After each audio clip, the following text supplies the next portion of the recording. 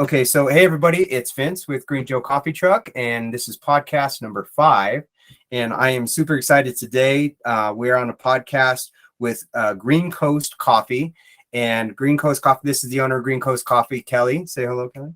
Hi, guys. Thanks for having me, Vince. Absolutely, man. I'm stoked because Kelly's got one hell of a story, and I'm super excited to hear it, all the way from a bike to multiple trailers and all the way through that journey. So we're gonna dig into all those good questions. So super excited for that. So Kelly, let's just start off with just a broad question.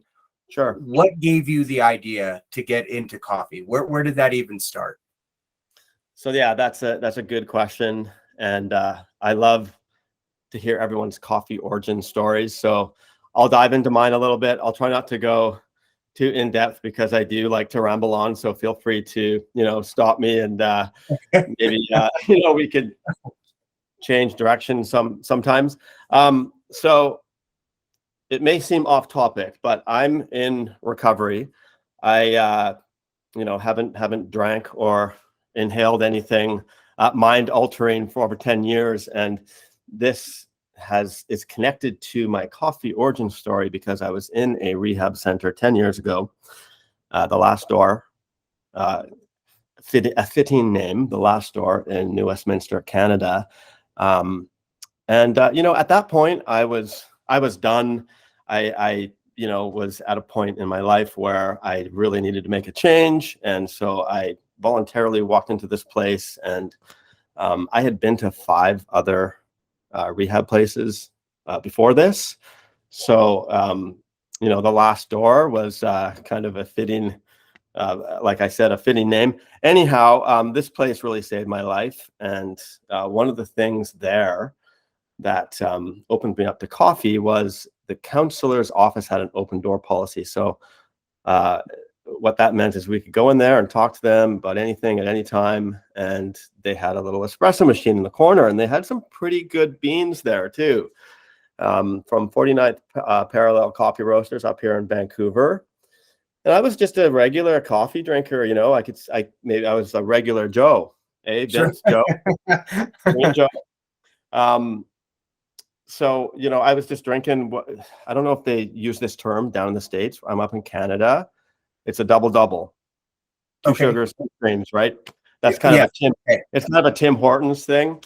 But I would just have a double-double, but this little machine in the corner, they often didn't have milk or cream, and I didn't really know what I was doing, so I would just pull like a long shot, right? I'd press the espresso button. I don't think it had a portafilter. I can't remember. It was a while ago, but it was probably a semi-automatic. Okay. Poured a nice thick, long shot, and I really got into the coffee and noticing the notes. And I would have these espresso shots or these long shots, and I really kind of, got a taste for it, right? And so that journey kind of led me to just becoming a coffee nerd, I guess, right? I started to listen to all the podcasts, taught myself how to make coffee from YouTube and visiting the local shops and talking to baristas. I eventually made myself, got down to Seattle for the Specialty Coffee Association of America Expo. I went to 2 of those. They were in Seattle around 2014, 2015. How was that? Just side note. I'm curious. It totally opened my eyes to the coffee industry because I've been in the service industry, as a server and a busser and in the kitchen and stuff. Yeah. But I didn't know much about the coffee industry. So, you go to these places and it's like 2 football fields full of espresso machine makers, the cup makers, the roasters, the guys doing the labels for the bags. I mean, anything you can think of, all the new gadgets, Hario, La Marzocco, Nova Simonelli, Probat, all the big roasters, they're all there, and they're all there giving out swag, and there's so much coffee to drink. I mean, it's amazing. It's happening again this year in Portland. Wow. It was in Boston, I think, the last couple of years, and New Orleans before that. But so when I went there, I saw a cargo bike with an espresso machine on it, and I thought to myself, that's really cool. And also around that time, cold brew was getting really big, and it was trending pretty hard. And there was nitro cold brew, and there were all sorts of brewing equipment makers at this show. And I had made a few batches of cold brew, and I liked it. I loved that it was such a simple thing to make, and that it kept for a long time. Yeah. It was less acidic. It really brought out some different notes in coffees. I had experimented with a lot of single origin African coffees and stuff. And one of them I made, I called it blueberry juice, because it was like, had these really strong blueberry notes. And, when you drink that on a nitro tap, it like kind of blows your mind, right? It's this amazing product. So with those two things, I came up with the idea of the cold brew bike. And of course, when I Googled this crazy, unique idea, of course, there were other people already doing it. So, I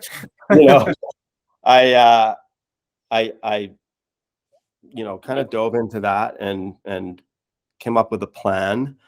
And, here's kind of the point where, you had mentioned, how does this idea and the stuff up here, turn into something tangible and a business, or just an idea coming to fruition, whether it be a business or a project or whatever. In my life, I've had hundreds of these ideas, and my brain always finds something wrong with them. Okay. Right? I always kind of come into some kind of roadblock, or I talk to someone, I get discouraged. And that happened over and over, in my life. And I had this idea, and it was just kind of another thing that I saw getting to a point and then fizzling out, because either I get distracted and do something else, or I find something wrong with it. But this time I said to myself, if I reach that point, I'm just going to do it. I'm going to do it anyway. I'm going to do it. And if it fails, so be it. And if it works, then that's a bonus, right? So Right. I think, not to quote Phil Knight or anything, but I really thought to myself, just do it. Just do it. Make it happen. And I'm glad I did, because it did really open up a lot of doors and a lot of opportunity. So we built the bike. We bought. I actually went down to Portland and bought the cold brew bike and I kind of regret doing this. I should have built it from scratch, but I found the thing already. I found a company that already made what I was looking for. It's called Icicle Tricycles. They're in Portland. I think they are still operating. So they put the bike together. I went down, I picked it up. I brought my mom with me. We went to Portland. We went to a bunch of restaurants and a bunch of cafes, and drank a lot of coffee. We came back, and I made some modifications to it. I just had to change a couple of things so it would pass my health inspection and stuff. And then we were off to the races, and were you still working your day job at this point? Yes. Okay. So part of going to rehab was one of the benefits was I got to go back to school, and I had one more year of eligibility at the technical school to get my degree in geomatics engineering, which I had spent a huge amount of time and effort on. And I actually extended with the school 1 year so I could finish that. I graduated, and I was a land surveyor for 12 years. So the first 2 years of having my business, I was working full time, and that funded a lot of the startup. I also I did get a little bit of help from a family member with some seed loan, which was very helpful. But for the most part, starting your business on a bike, the overhead's pretty low, so I had that Right. in my So corner. when you first started, you said, okay, I got some savings, I have some seed money, I'm going to buy this bike, I'm going to modify this bike, get it through health inspection. Are you still doing, you're still doing land surveying at this point with your with your other business? Is that right? Yeah, so I was working for a big engineering firm. Oh, And gotcha. Okay. so one other interesting point is geomatics is the science of measuring spatial data Okay. and analyzing, collecting, and using spatial data to make maps or any kind of product that companies need to use space precisely and efficiently. So I basically went to school on how to measure things precisely. Okay. So that's really helped with my coffee, with the coffee business, on learning how to deal with coffee ratios and conversions and extraction and TDS and all that fun stuff. Sure. Yeah, the precision. I bet when you're building out, that probably helped as well. Like get everything down to the centimeter or to the millimeter almost, right? Like Oh yeah, absolutely. Yeah, not quite the millimeter, but that's what we were taught to do, was to get precise to the millimeter. Millimeter, yeah. Which was can be pretty aggravating sometimes when you're measuring. Right. Okay, so I'm gonna have, when we get to the build out, I'll have questions about that as well. Sure. Yeah, because I'm curious about the different tools that might have benefited measurement during this. But okay, so we buy the coffee cart and we're off to the races. Do we just jump in? Not coffee cart, excuse me, coffee bike. Thank you. And do we just jump in full time? Is it like, okay, I'm going to quit my day job and just start hustling coffee and slinging beans? Or was it like, I'm going to pick up weekend and night gigs here and there? It was part-time at the beginning. It was mainly farmers markets. Okay. And I did get a lot of interesting calls to come into companies and serve cold brew. I had nitro cold brew on tap on the truck, so it was pretty new to the city here, and a lot of people wanted to try it, which was great. But it was mostly farmers markets. The markets really liked the small footprint of the bike, and the bike, because it was easy to get into events. I found it a really great way to kind of get my foot in the door. Yeah, sure. And as far as toting the bike, did you put it like in its own trailer to go in the bed of the truck, or did you ride the bike? Like, how do we get bike from A to B? Good question. So I did ride it to some of the closer events, but it got pretty heavy pretty quick, and the bike, not, it wasn't electric or anything. So I put it in my 2004 Ford Ranger. I made I would just get up on the bed and pull the bike up the ramp. It was pretty easy. And the big joke was, everyone would ask me, "Did you ride that here?" And I'd be like, "Yeah, I rode it from my truck. It's parked over there." Fair enough. So, and that's a lot. One of the questions I get a lot with coffee carts is like, how am I going to transport this thing? Because they have similar footprints, bikes and carts, and there's been different answers along the way, trailers and like wheelchair hitches on the back and whatnot. And you rolled yours into the bed, which is great. Yeah, so the bike was not that heavy, and it has big bike wheels, so it was easy to pull up. I remember at the beginning, I did buy a winch, and I built a winch system before I even had the bike. But then once I got it, I'm like, I don't need a winch. I can pull this up with my arm. So I got a little ahead of myself. I did build a full coffee cart that I still have and still use, and that thing is heavy, and that needed a special ramp. I traded the Ranger in for a 1-ton sorry, 3/4 ton Dodge Ram cargo van that, Okay.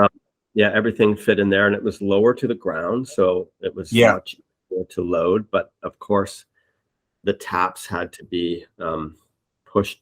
I had to build a system where they tilted to get the bike in. Oh, I see. And then, yeah, the machine had to come off. So it was, I'd been through that.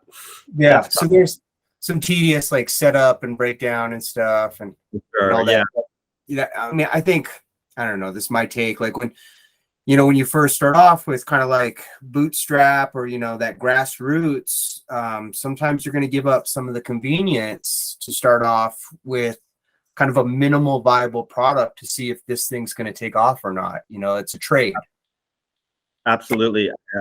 For me, it was cold brew. It was something I could make easily, and it didn't need power.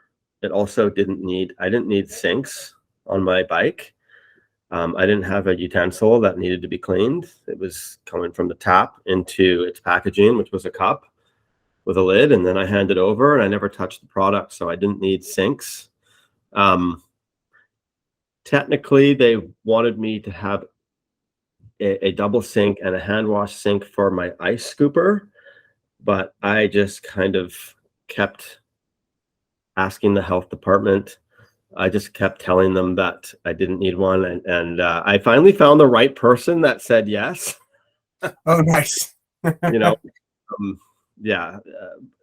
One person just said don't use ice, and I at one point I took it out of my health food safety plan. Okay. To get around that, but I always have served ice with my cold brew and never needed the sink. So yeah, and I know like some is how to get the health department.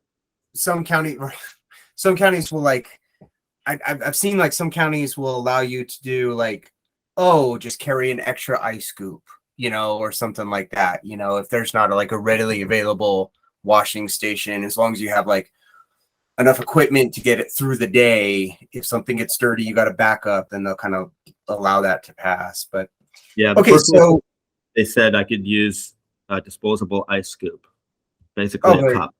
Okay, basically. Yeah. Just use a cup. Yeah. So so we did farmers markets with the bike. How long were we doing bike only, and what was the transition like? Did you go to like another cart, another bike, to the trailer? Like, what was the... Great question. Yeah, there was quite the transition. I should probably send you a picture of my truck fully loaded with all of the things the bike ended up needing, the tent and the extra fridge and the coolers. Yes, and please do. I'm going to put in my notes here. Need picture. All right.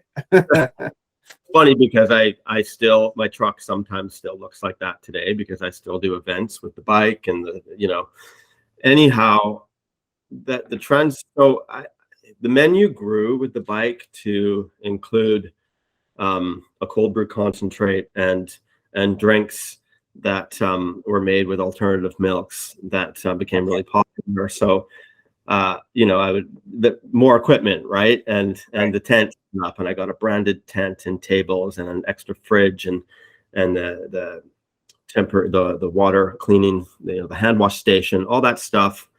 It became quite the setup, and that's why I got the cargo van, so I could leave a lot of that stuff in the van full time. I have to put it away. Oh, sure. Yeah, I graduated from pickup truck to a cargo van, and so that helped with just being more efficient. But what really kind of was the catalyst to building the coffee trailer was I got a call from the Vancouver Folk Music Festival, which is a big music festival in town, and they had this big local coffee roaster as their sponsor for 20 years, and they always did all the coffee. So I never applied. Sure. Right. And to everyone listening who's starting, apply no matter what to all these events that you want to be in, even if you see a coffee vendor there, because it'll just take that one time when your rival will get in and you'll be like, why didn't I apply? Right. So, I mean, apply to everything, get your name out there. And I mean, I was lucky enough to get the call because this sponsor had, hadn't signed on for another year. So they were looking for coffee vendors, and they had, I think that year, 3 different coffee trucks. There were 2 coffee trucks and me, because I was just a bike under a tent. And, it was a big eye opener for me, because we did this festival, and, we had crazy days, and I somehow packed my Ford Ranger. At this time, I still had the Ranger. I got the van after. So the Ranger was packed full of stuff, and I had a sink, and I had like 5 straps, and it was just crazy. And I said to myself, like, I need a coffee trailer. I have to build out a trailer. Like, the time has come, and so I started planning right there and then. And so here comes the question: trailer or truck? Right. For the blossoming coffee vendor, trailer or truck, right? And I mean, I really tried to do my due diligence here, and like, I interviewed people, but I made the mistake of not interviewing someone with a coffee truck. So I guess I didn't do a very good job. I interviewed 2 people with trailers, right? And of course, maybe they were a bit biased, but they were like, yeah, I do a trailer, and hey, the trailer's been fantastic, but I think if I was to do it again, I would do a truck, even though, like, I have another coffee truck now. And so I have both, and one is good for some things and the other is good for other things. But, day to day, I'm going to take the coffee truck out, right? The main thing is, if down the line, if you want to have someone else drive it, trying to find and train people to tow a trailer is just a lot harder than training them to drive a truck. Yeah. And just logistics and, that kind of thing. So, I mean, I would have done truck, but so what I did is I custom got the trailer custom built to exactly the dimensions I wanted. The big thing that I wanted, like in third wave coffee, one of the aspects is to be available to your customer and to have kind of an open sense about things, that you're able to be close to the espresso machine and talk to your barista and talk to them about coffee and have that conversation while your coffee is being prepared. And so I wanted to offer that. So that was kind of one of the things that made me want a trailer. So trailers are lower to the ground. You can put bigger windows in them. And so that's what I did. I had it built it was Hallmark out of Utah. Okay. From a local distributor had the Hallmark. They sold Hallmark trailers, and so I put an extra 2 feet height, so I could store thousands of cups and lids for festivals. I made it wide, like as wide as you could go. It's 8.5 feet wide, or it's 8.5. I can't remember. The walls are flush with the wheels, right? I also made, I got a double axle so I could hold lots of weight. And I made 2 8x4 windows, so 2 giant windows. Really big. Yeah, really big, but it's only 12 feet long, so it doesn't look that big from the outside, but when you step inside, it's cavernous. Like, it's big. People are always surprised. They're like, "Wow, it's big in here," right? And it's big. Like, I've done some huge festivals, and I can pack several days of full volume service in the trailer, which is exactly why a trailer can be better than a truck. I think you can get a huge truck, but coffee trucks don't need to be huge, So, I mean, I hope I'm not going too much on a tangent here. I like the tangent. So just so we're on the same page. Yeah. You were coming from the space of, I'm going to use this as an apparatus to move product. I want to store be able to store within itself. So I'm not having to go places or unload to somewhere else, commissary, your house, whatever that case may be. I want to be self-contained as much as physically possible so that I can just move product. Yeah, I mean, that festival really, I guess, spawned a lot of the design. In like a decent sized city of 3.5 million, there are a lot of big events. A lot of big events. Don't do a lot of street service. Do a lot of catering now, but at the time I was thinking more for the events, and so yeah, I mean, that was kind of the idea. And then like the energy side of things too, I wanted to, I guess what ended up happening. So I built out a generator box, and I got a cheap deal on a Cummins 6,500 watt generator. Got it. And I built out the box over the tongue and everything. And, I had the van at that point, so it could tow the trailer, because the trailer is about, fully packed, gets up to 7,000 pounds. Usually it sits around 6,300. Okay. So I had this generator, but I hadn't bought my machine yet, and doing this all, if I was to do it all again, I mean, you start with the equipment and you build from there. But I saw this gorgeous machine in the local espresso machine shop, Espresso Tech in Vancouver. And it was a lever operated machine. It was a Rancilio 7 class. Okay. And it was in the price point that I wanted. I was thinking I was going to have like a compact Nova Simonelli 2 group, or maybe even a Roco Linear, like a 4,000 watt machine. Yeah. But I saw this machine, and the owner sold it to me. He's like, I can convert it to propane for you. And I'm like, holy wow. Like, yeah, propane. Interesting. So I had him do that. He put the propane kit in it, which Rancilio made at the time. I don't think they make them anymore, but of course you can still find them. Yeah. And then he took out an element. So it became, I asked him to take out the element and make it hybrid, because I wanted to plug this into a 120. Up here we're 120. I know down in the States it's 110. So he took out an element. He took out the 240 volt components, and he put 120 volt in everything. And so it has an 1,800 watt element. And I think the water, the little inlet water valve is, the solenoid's a couple watts, right? Yeah, sure. But for the most part, it's 1,800 watts that I can press on or off, or I can have propane, or I can have them both if I'm super busy. But I can run on propane, or I can run on electricity, or both. Wow.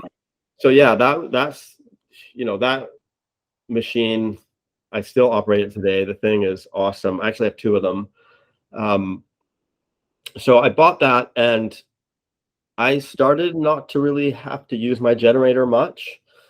I put in 4 lead acid batteries, and I had 4 kilowatt hours of power that ran my fridge and my grinders. And then I put 600 watts of solar on top of the roof. And I became I was able to do a farmer's market, which is a 4-hour service. Okay. Without having to use the generator, unless I wanted to brew coffee, which often, which I would do before the market started with the generator. I've since replaced the generator with a brand new propane LPG Cummins unit that I really don't use anymore, and I think I put it on one of the grilled cheese trucks. But I replaced the lead acid batteries with lithium ferrophosphate batteries. So they're really high efficient, lightweight batteries that have really come down in cost. And we have the same kilowatt, the same amperage hours. I think we have 4,000 kilowatt hours. Sorry, 4 kilowatt hours. Yeah. And that powers the fridge, the grinders, the water pump, everything for about 5 hours, and the solar helps a little bit.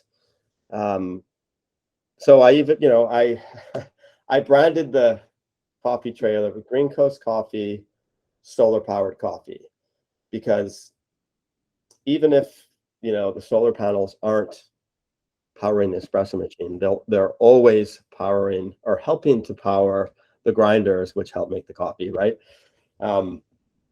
So not having a generator or having to rely on a generator has been really great, and it's got me into events that I would not have gotten into. It's a great conversation piece, and it saves me money. But most importantly, I don't like it when people say, you're helping save the world, because yeah, I might be doing my very small part by taking a generator off the street, but what I'm doing is I'm making it a more comfortable environment for the people in my general vicinity, for my customers, right? They don't have to listen to a noisy generator or breathe in any kind of fumes, because it's quiet and it all runs on up here it's BC Hydro, that it's all shore power, right? Like it's solar power, shore power, and a little bit of propane. So, and the propane is in relation to gasoline, it's a pretty clean burning fuel, and we're not losing a lot of energy to a combustion engine, right? So it's a pretty hybrid setup. Yeah, and so I our most recent truck is even more hybrid. It has more lithium in it. But I'll let you ask another question, because I know I kind of ramble a lot. I have questions specifically on the propane. One of the biggest concerns with propane is recovery times or steam output times. Yeah, absolutely. How, on just using a 16 ounce, I'm not quite sure what your cup sizes are, but on a 16 ounce latte, what's the steaming time for that? What's our output? The steamer is just as powerful as any other machine. The recovery can be a little slow. So I have a special regulator on mine that really makes those, flames inside shoot up like jets. Okay. And I don't know if it would pass inspection, this regulator I have, because it's probably not the proper one. Okay. But I've been told by my fast fitter that it's 100% safe, so I trust him. Okay. However, just recently I got the whole machine certified up here in Canada, and I got the whole trailer outfitted professionally with the propane system, because I ran for a long time kind of hiding my bottle from the fire department and all that kind of stuff, right? I hope they're not listening, but sure. I mean, that's just kind of how you have to roll at the beginning, right? So yeah, now it's all ticketed and certified and everything, and I have lost a little bit of the power I had, because there's a different regulator on it. So we are struggling a little bit with the recovery. However, I have full control over my menu, and I have control over, if I want to turn my generator on and use that element, I'm fine. So I always have it up. But propane, I've been in lots of places where, so I in my other truck, I don't use a generator, right? I have batteries, but I've been in lots of situations where I just don't have that luxury to turn the generator on or have that element turn on. So I have full control over the water level. I can just turn that switch off, and I can kind of float the boiler to a dangerous level. And then when the water clears, I can fill it back up. And the worst thing that's happened, I mean, I've done hundreds of super busy events where it does get stressful because of the recovery rate. And the worst that's happened is I've had to serve ice drinks for 5 minutes while it Okay. recovers. Is And there a these if are on you cold days, right? They're on cold days when everyone wants hot drinks, of course. But right, the right. trick there is to have a cold brew concentrate on tap on hand, so Oh, you can always serve them something, right? that's your backup.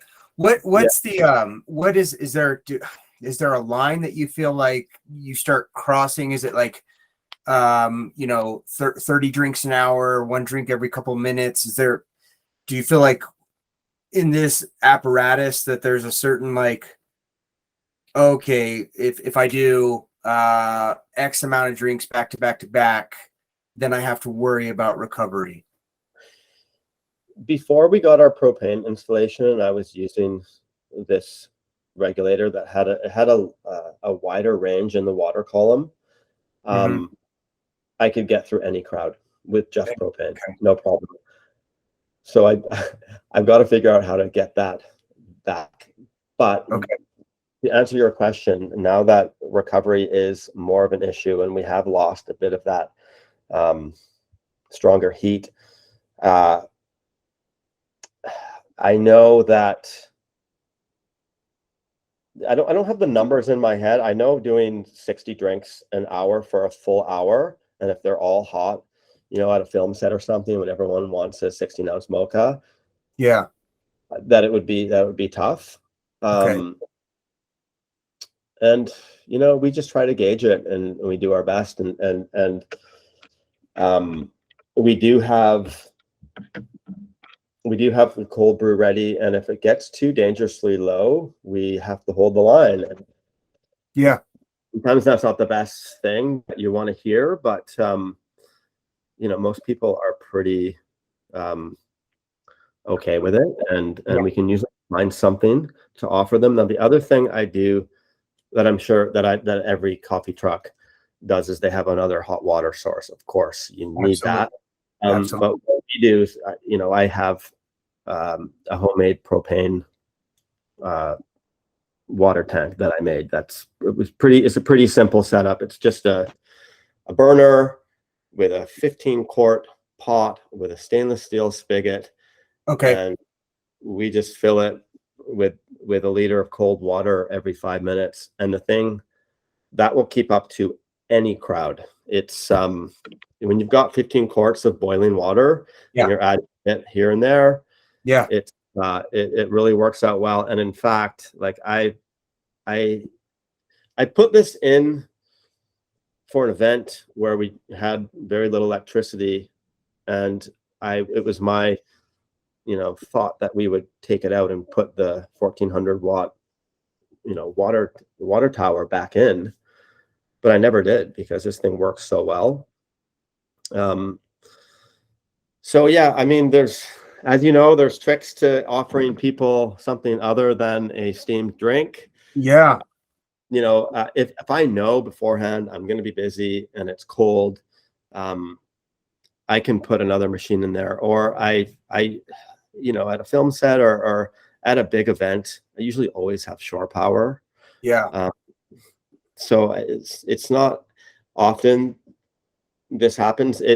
I'll give you an example of when it did, though. We did a brand activation for a big shampoo company recently, and we were in the middle of nowhere with no power, and they didn't want a generator on, right?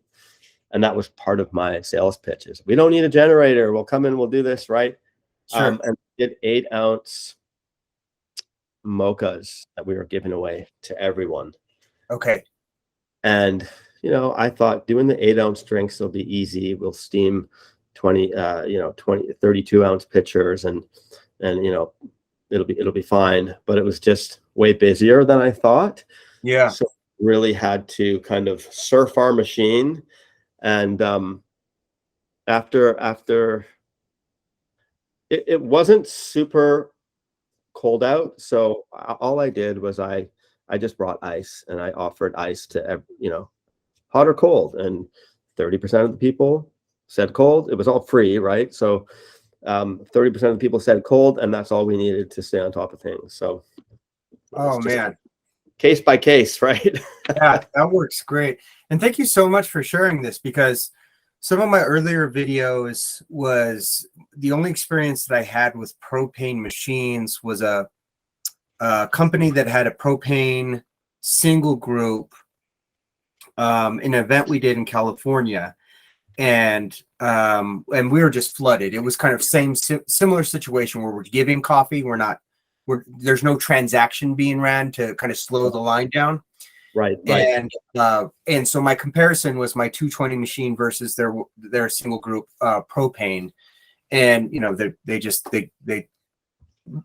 the 220 machine fully powered was just spitting out drinks. Of course. But the beauty behind what you're saying is like that's such a rare occasion, and there's so many ways to sidestep that and to kind of buffer that situation or to pivot in that moment to take pressure off the machine, that it's worth having the machine for the totality of the business. Sure. And to deal with that one individual headache, to not let that one negative thing kind of, and it's not even a negative thing because you got the gig because of it, right? So, but that one thing kind of over encompass, in the beginning, we're talking about that there's something that always comes along and kills the idea, like right, not letting that one thing kill the idea, because look, I have an entire business built around this thing. And every now and then I have to face this one particular issue. And so it's really awesome because it's like, kind of people that are tuned into my channel are kind of just hearing things from me. And so they get that one perspective. But when you only have one perspective, then you're leaving yourself open to a lot of diversity that other people bring into the table. And your experience is great here because it's like, hey, look, we have multiple propane machines and we do just fine. We don't have, every now and then there's an issue and we pivot and we're able to overcome it easily. And so like, yeah, awesome. That's really good feedback. I think that's really good insight into the propane machines. Thank you, Vince. Yeah, I mean, the coffee trucks are notorious for being power hogs, and often you see a truck with two 7,000 watt generators or Predator or two 9,500s, right? I mean, it's crazy. There's a truck in town here that has a full-on crane on the top of it, right, to load the generator in and out. And I mean, in this day and age, the technology is there to either use batteries or find a propane machine. I mean, I think the batteries are cheap enough now that you can do batteries, and it's only going to take a couple of years to get your return on investment, and then you're going to be saving money from then on in. But absolutely. I mean, it also adds a lot of weight and space, and sure, generators do pack a powerful punch. And I know there might be a lot of listeners that need to also run an AC unit, and it might not be the solution for everybody, right? But and then also the other one thing I'll just quickly touch on is the propane machines are hard to dial in, and you don't get that same consistency that you would from a 4,000 to 6,000 watt powered boiler, right? There's more up and down. It takes a little more know-how to figure out your machine and how to train people and stuff. There's a lot of moving levers in there, and it can be tricky, and sometimes the espresso runs a bit fast or it runs a bit slow, and you just have to kind of deal with it. But for the most part,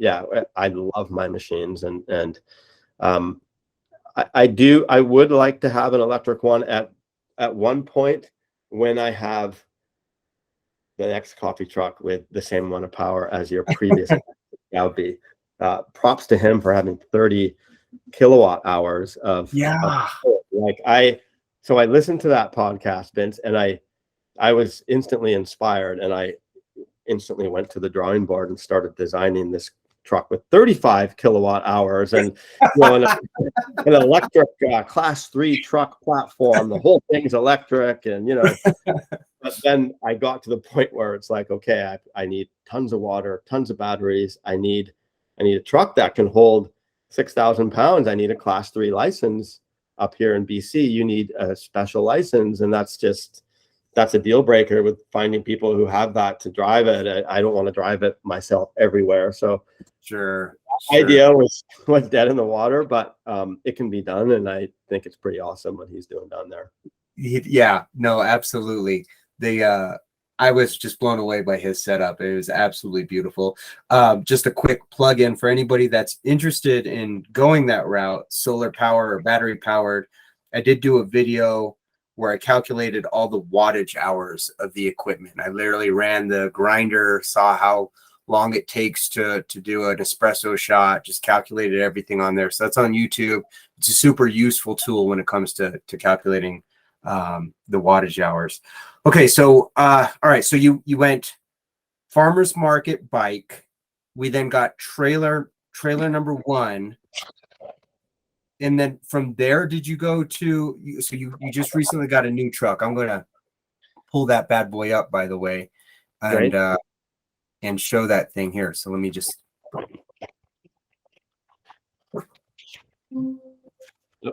Okay, so here I'm going to it should be presenting my screen. You see it on your end? I see your screen. Yep.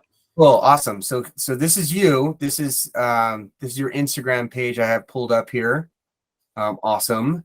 And look at that the first tent. Is that the first tent right there? With the bar that I built that we still use, but not as much. Yeah, the bike is probably further down, and there's me in my green suit because I'm obsessed with green. Yeah, well, you and I both. Right. Great minds, you know. Right. Yeah, so there's the bike there. Let me pull up a picture of that bad boy. Yeah. So usually it's just the taps at the beginning, but a couple markets I put that little Nova Simonelli Musica on there, that espresso machine, because that market had a 120 line I could use. So I ran all that off of one line of AC. Sweet. Yeah, that's a beauty. It looks like your hand washing station's just there in the back, a manual one. Is that what I'm seeing? Yep. Yeah, we go over that. I did a book on coffee carting, and that was one of the things that I brought up is a lot of health inspectors or departments or whatever, they'll just allow for a manual one, which is great. Yeah, that's awesome. Absolutely. Okay, so this is the trailer. That's the trailer. That's the 8.5 by 12. Be trailer. Specific. One to the right here, because we also have a little scamp over there to the left. Yeah, that's our friendly crepe vendor. Nice. Okay, so and you put I see it. You put the espresso machine up front, so you can talk while you have your window open. Yeah, so the drinks can go out either window. Okay. And the right where they're waiting, they're watching me. Yeah. The drink. I don't even have. Usually when you're in a specialty cafe, you see the back of the espresso machine. Right. And then even it's worse when you see the back of the barista. Okay. But you can't see the coffee being made either. But in this case, you can't really see it, but you can see the actual espresso pouring into your shot glass, and you can kind of see everything. So I set it up that way. Nice. So it's kind of perpendicular to the window. Is that right? That's correct. Thank you. That's the correct term. Okay, cool. Okay, that's kind of cool. Yeah. So the machine's not to the back, the barista's not to the back.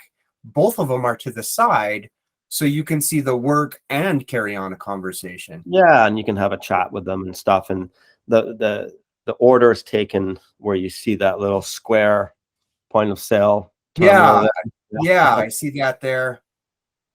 Awesome. No, that's really smart. That's a really sharp way to do that. And so now you have this bad boy. Yeah. So this is kind of the accumulation of everything I wanted in a coffee truck. But we thought we would kind of add a twist. This was a COVID creation, if you will. And we knew that there would be a big influx of weddings and events happening. So we wanted to offer something that would be great for catering, because catering was just something that was really taken off with the other part of our business. So we applied for a liquor license, a catering liquor license, because we're also a catering company, so we were eligible for that. And cool. so we're like a bar by night, cafe by day. And Okay. on my wife's side of the family, there's some talented Italian chefs and cooks, and they gave us the idea of aperitivo, which is basically Italian happy hour. So it's the aperitivo truck. It's a full service coffee truck, and moonlights as a bar at night. And the great thing about this is I don't know if the business would really be economically sustainable just being a bar, because I mean, it probably would be, but starting a business from scratch with just kind of that line of revenue, I think would be hard. But because we already have a coffee company, we're able to book it out as a coffee truck and then get the name out there. And because of that, we've been able to get more contracts and do some bar service here and there. And so that's worked out really well. It runs on 8 kilowatt hours of lithium ferrophosphate batteries. Okay. This thing will never be plugged into a generator. It's that's the rule of mine.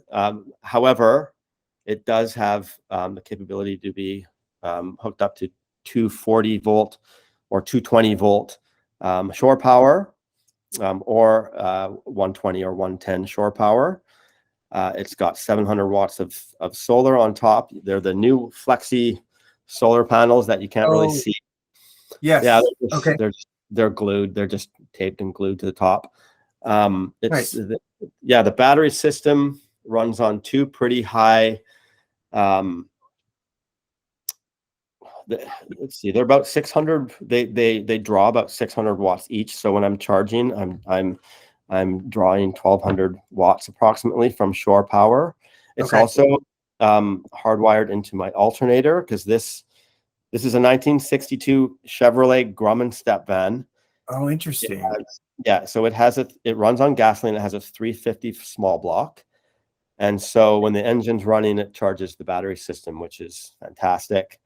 And I've heard about like third-party alternators that essentially people are using as small generators, like 800,000 watt alternators. And I was like, wow, that's crazy.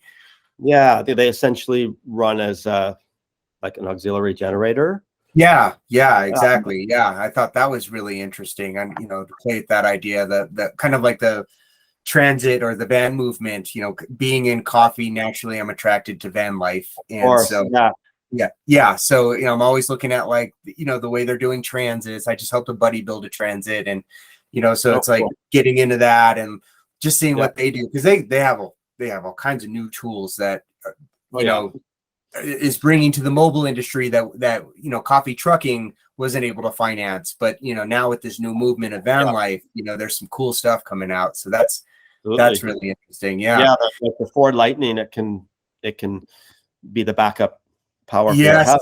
So it you saw that. You can power a coffee truck as well, your coffee trailer, right? Right, exactly. You might get hard to get home, but yeah. So this is the inside of the truck, and it looks like you put some. Is this from? I'm looking at the back. Yeah, you're looking at the back door there. One thing that we did that I didn't do on my trailer was I found the fridge that I wanted to use, that I thought was the perfect fridge, because it's energy efficient, it's heavily insulated, it runs on 2.5 amps, and it's big. Yeah, so it's very minimal draw, and I've put a kilowatt. I've put a kilowatt counter on it, and I found out exactly what the duty cycle was on it, and it's super low. It's really efficient. And I made a battery amp hour calculator just out of Google Sheets. Yeah. So you just throw in your wattage and your voltage and stuff, and then you kind of you might guess the duty cycle, or you might measure it with a kilowatt measuring gauge and put all that information in there. Then you can build your battery bank. But the main advantage we have with this, I don't need 30 kilowatt hour a battery bank, which I don't think this truck would hold with the weight, but because we have the propane espresso machine, and we built the exact same propane water tower replacement device. The hot water tank is an on-demand propane device also. Oh, nice. Yeah, and it has. I did have, waiting for the day where they bring that technology to espresso machines. The on-demand. Yeah, the heat sink, or essentially like like a radiator technology to the boiler, as opposed to, we're starting to see that in like the there's a company that makes residential ones, and everybody's always asking me if they should get it, and I never say yes. Breville. Yep. Oh yeah. Yeah. So Breville started using some heat. Basically, it's heat sink or radiant technology for their water heater. So it just kind of percolates as opposed to heating up a boiler. Yeah, but I haven't seen anything. And if you ever do see anything, by all means, let me know, because it would significantly decrease the footprint and really increase the output as far as heating up water. But as far as I know, all the espresso machines are still using boilers instead of the on-demand stuff. And I've never tried this, but from the reading I've done, you're not supposed to feed your machine hot water. However, I mean, okay, yes, if you have an on-demand hot water machine, then why couldn't you do that? I mean, there's probably a weak link. One of the valves can't take it, but let's just find a better valve and put it in, and then maybe that's all it takes, right? Yeah. So, man, let me tell you, that was one of my research projects. I went on the deep end on that one. Okay. So the main reason why is because the lower hydraulic assembly feeds the solenoids cold water to lower the boiler temp to a brewing temp. So you need a little bit of cold water to mix with the solenoid to get the brewing temp, essentially the 200 degrees that come out of the group head. But I said, okay, well, can we just bypass the lower hydraulic assembly and just go directly into the boiler? Like, why send the water through the low hydraulic assembly? Let's just bypass it and go directly into the boiler. And you can, but then the problem was getting the hot water from the on-demand to the boiler, because I was like, let's just feed the boiler with on-demand, right? And we'll lower the load on the boiler. But then the issue was the line between the on-demand and the boiler. That water was cold, so then we had to do a recycler where it constantly cycles that water. So the water that was sitting in the line would cool off. Right, exactly. And so I got to the point of recycler, and that's as far as I got. That was the coffee cart that I built that went into my horse trailer. That was that espresso machine.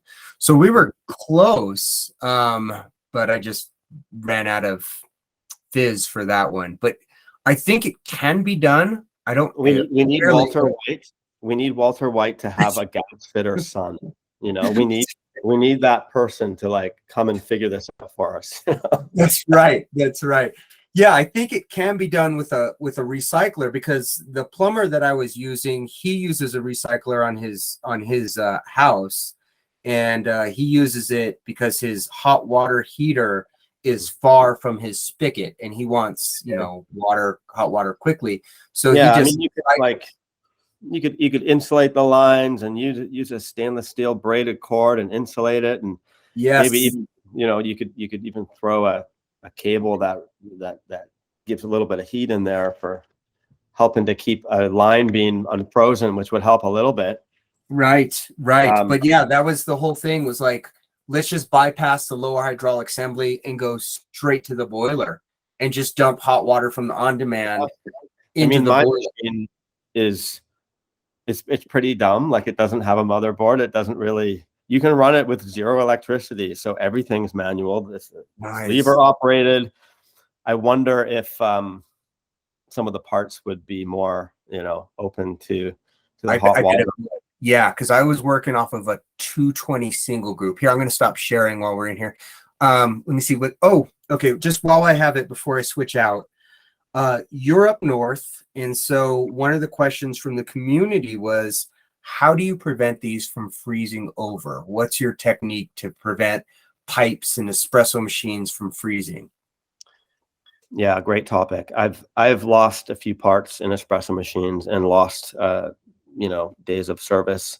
Had to get different machines in. So I've been through this. I've had parts break and find the leak in the morning. I think the most important thing is plan to store your coffee truck near a power source. Okay. That's the number one thing. However, most of the people asking about this probably can't do that. Yeah. I know I've been in places in commissary kitchens where I didn't have that luxury of power. If you have power, I simply use heaters. I use floor heaters.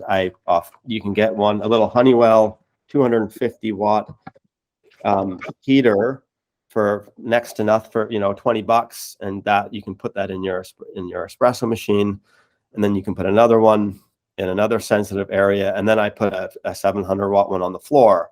Okay. That's one line of AC, right? Will that how low? I mean, can you get down to like sub-zero temps and that will hold off, like 10 degrees or? Yeah. The magic number for me without a heater is -4 Celsius or 25 Fahrenheit.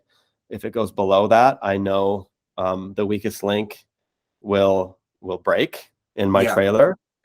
However, my trailer is very well insulated. I bought it that way, and I had it made that way, knowing about this issue. So it's really well insulated. Is that, do you like 2-inch foam or spray? I'm sorry, I hate to be a stickler, but no, it's I think it is a just regular insulation. It's not a foam. Okay. It's just like a 2-inch insulation pieces with it's aluminum skin. Yeah. Insulation, a aluminum frame with just I can't remember the name of the wall, but it's that white that food safe wall. Yeah, the one that's kind of speckled a little. Yeah, it's kind of speckled, so it's like not the easiest to clean, but but it does the trick. The floor's got like a couple boards of plywood. And then there is a thin layer of rubber and then a linoleum checkered floor, so it stays pretty well insulated. And the floor is where you lose. I think you lose a lot of heat from the top, but also from the floor. Absolutely. Up. That's the funny thing is everyone thinks heat rises, and that's true if there's cold up top. But if your cold is the bottom, heat goes wherever the cold is. That's fills up the space. Yeah. Right. But I've found that you can insulate your machine with an old parka. That helps a lot. Maybe a football team you don't like, just get a triple size, go to the thrift store, put it over the machine. Sure. The Dolphins come to mind. I don't know. However, you will find that you will know probably, if you know your truck or trailer well, which pipes freeze the quickest, and they're the ones closest to the floor probably, or anything touching metal. If anything's touching metal, get it off of metal. They sell the foam insulation at Home Depot. Use that as much as you can. I have one 3/4-inch drain line that goes from my pitcher rinser to the gray tank, which wasn't a very good design because the line runs pretty much parallel. So there's sag, and so it freezes. And so if it gets, and I know that line will freeze at -9, which is probably, I don't know, 15 Fahrenheit or something.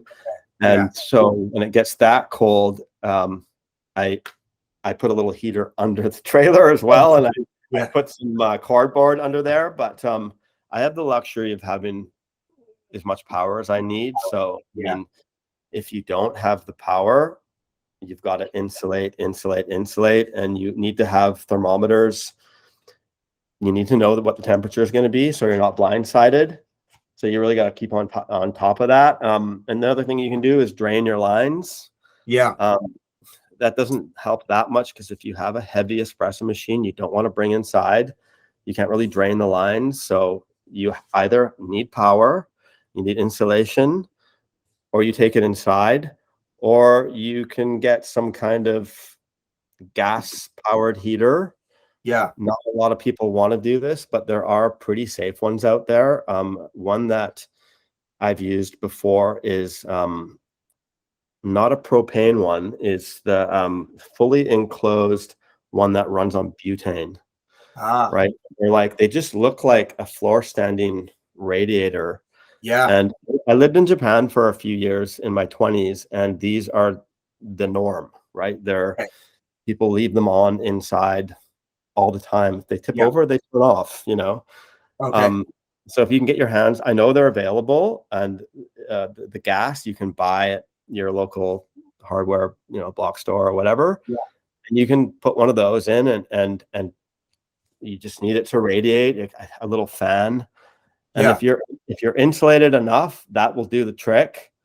But I know what it's like. It sucks to come to your trailer, and find that leak. But you also should always, you can turn your water off, but some people like to turn them on and put you unscrew your weak link, so there's a drip. And then there's always water coming through, and it won't freeze as easily. Sure. But that doesn't always work. So I've seen food truck operators that have a simple setup. They don't have coffee equipment. Yeah. All they're doing is they're blowing out their lines with compressed air. So people do that. Yeah, and I hear that one too. I'm curious, and you would be the guy to really see if this would ever work. But I've always had in the back of my mind, they sell aquarium tanks. They're infrared heaters to keep like your iguana warm, but they have those things at 60 or 100 watts. And I've always been curious if a set of batteries can run those overnight and keep an espresso machine warm. I know that. I mean, the batteries, you need quite a bit though, because I mean, those lights, they get up to 250 watts for like the food warming ones. They're like 250 watts each. Yeah. I was talking about the ones for the aquariums for for like the reptiles. Lower wattage, eh? Lower wattage, yeah. That you can get them down to 60. You can get a 60, but I don't know if that's enough to stop things from freezing over. Like, it's all theoretical, but I think one of my friendly rivals, coffee truck operator in town, he got, and they're all friendly rivals, right? He got his electrician to install a small low amperage draw block heater, and it's probably a similar thing to what you're saying, and it's attached right to his boiler. And once he's getting that boiler to radiate heat, it kind of heats up the whole machine. Oh, cool. And that works for him. And I don't know the amp draw, but I mean, if it'd be nice to build something that works off of 100 amp hour 12 volt battery. Yeah. Because that's what everyone has laying around, and it's cheap, and you can basically a car battery, right? And you can get a 350 watt inverter that's cheap and throw it on there. Yeah. And just get something that can run 7 hours through the night. So when you get there in the morning, it's still on, right? Yeah. And they have these, I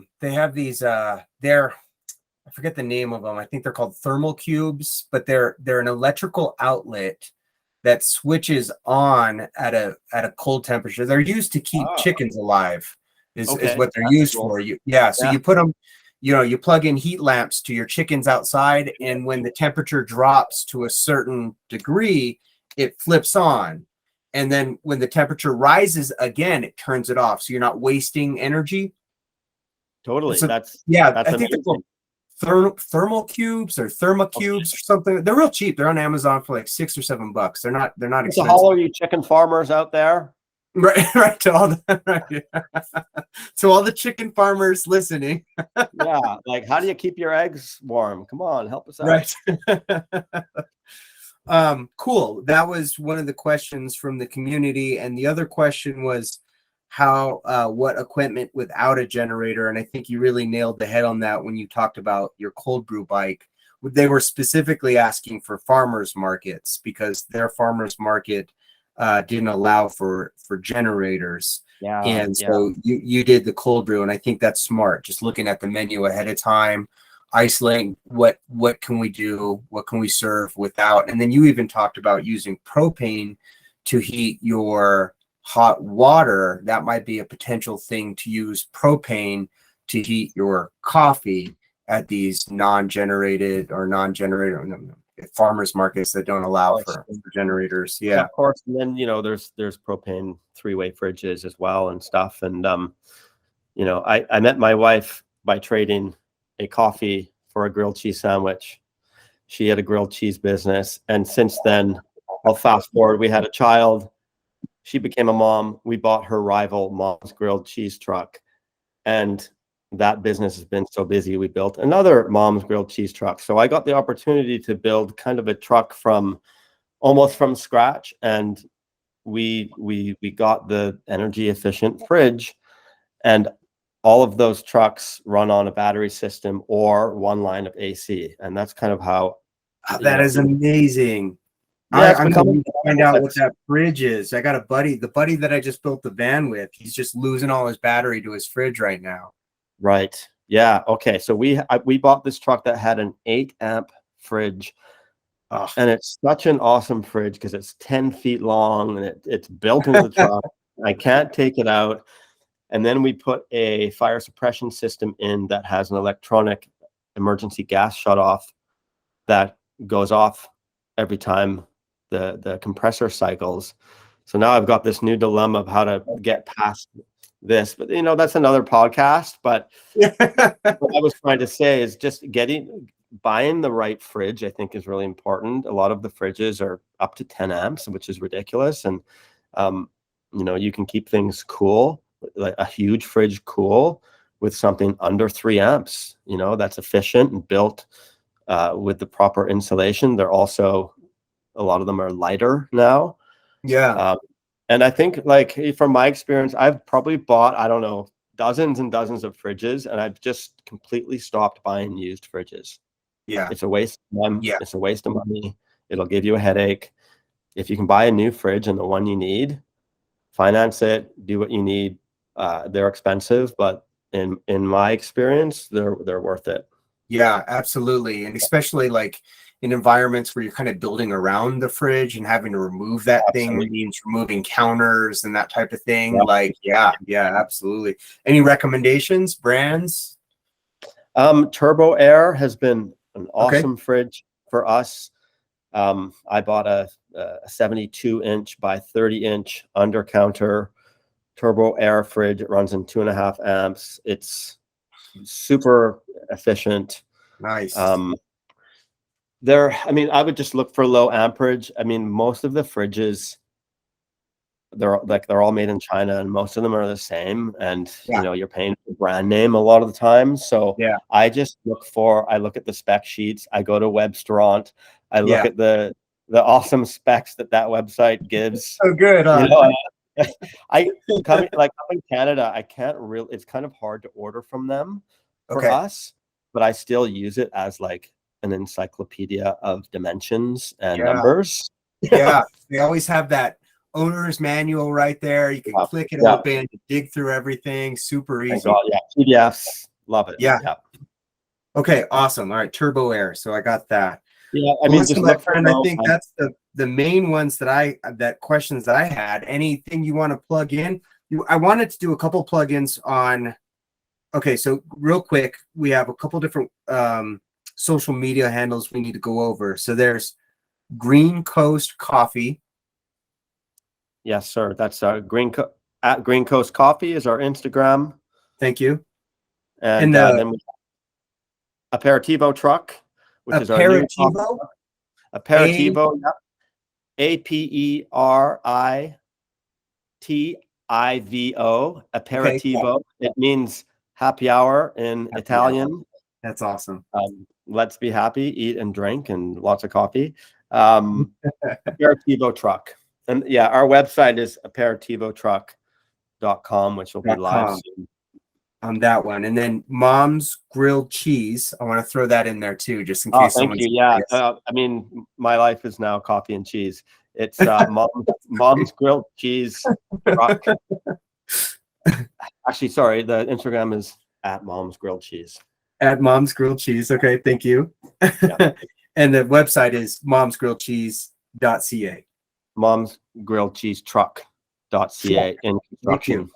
In construction. Okay. Awesome. Any last tidbits that you want to give to new entrepreneurs considering it? I mean, I wrote a couple things down. I'll just mention them. Like I buying an ice machine for me was a very smart move a few years ago. I did the math. I was spending thousands of dollars on gas station ice. Okay. Just bite the bullet, buy an ice machine if you have the capacity to do so. Get a big one. That thing has, like, I love my ice machine, Vince. Okay. Awesome. I mean, if you don't come from a coffee background, if you're not a trained barista, hire people who know more than you. Hire trained baristas. I have a fantastic staff that has really, helped build our business, and I get emotional talking about them because they really have been the ones who have helped us grow. And I can't say enough about, invest in your staff and they will invest in you. That's awesome, man. That's I think what you hit right there is so important. Entrepreneurship is often, we are attracted to entrepreneurship because we get to make our own decisions and do things the way we want to. And then at some point, at least for me in my journey, I realized while that may be true, there are individuals who are much more competent than me in their selected area. And it helps for me to just sit down and take some notes from what they're doing. So absolutely, keep your head on that one. Invaluable. Yeah. Invaluable.